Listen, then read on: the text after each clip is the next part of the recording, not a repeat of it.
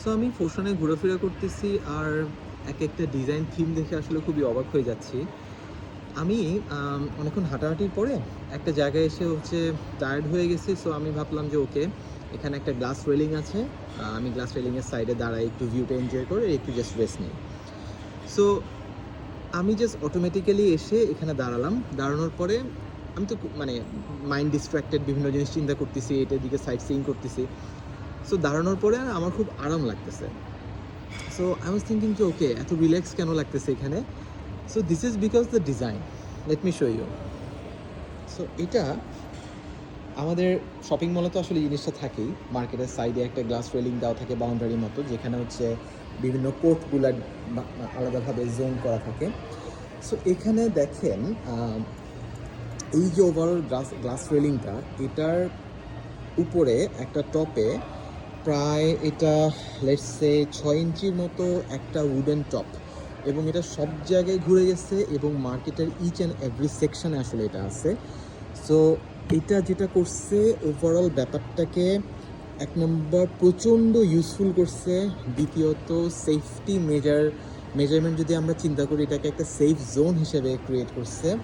এবং মানুষের ডিজাইন তো পাবলিকের জন্যই, রাইট? আমি একটা শপিং মলে ডিজাইন তো একটা পাবলিকের জন্যই। সো এখানে পাবলিক এসে, ক্লায়েন্ট এসে যেই যেই কী বলবো, কমফোর্টটা পাচ্ছে, এটা আসলে ডিজাইন ছাড়া সলভ হতো না। লাইক আমি যদি নর্মালি দূর থেকে দেখি, কালারটা দেখতে ভালো লাগতেছে না, it could be more premium colour or something, but doesn't matter. এখানে আমি জাস্ট সাবকনশিয়াস মাইন্ডে একটা ইউজেবিলিটি ফিল করছি এবং আই ফিল ভেরি কমফোর্টেবল। এই যে আমি হাত রেখে বেসিক্যালি কথা বলতেছি। সো অলওয়েজ এমন না যে প্রিমিয়াম এবং লাক্সারি ম্যাটেরিয়াল ইউজ করাটাই আসলে সবসময় গোল না।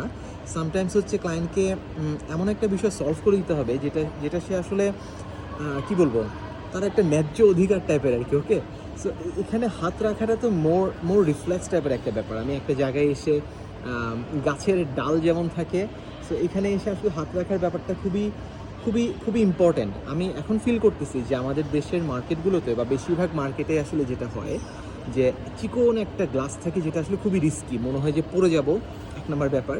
দ্বিতীয়ত একটা জাস্ট কমফোর্ট ফিল হয় না, যে হাতের ব্যথা হয়ে যায় আর কি চিকন একটা গ্লাস রেলিংয়ে হাত রাখতে গেলে। সো এটা ভেরি গুড ডিজাইন, আমার কাছে অ্যামেজিং লাগছে।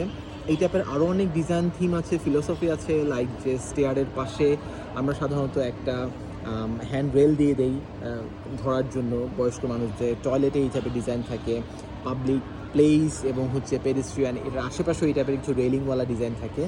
This is very interesting and this is very useful, যেটা আসলে সবখানেই হওয়া উচিত। মানে আমাদের দেশে কাঠের তো কমতি নেই, বোর্ডের কমতি নেই। সো এটা দিয়ে র্যাপ করে দেওয়াটা আমার মনে হয় না এমন কোনো কঠিন ব্যাপার হবে।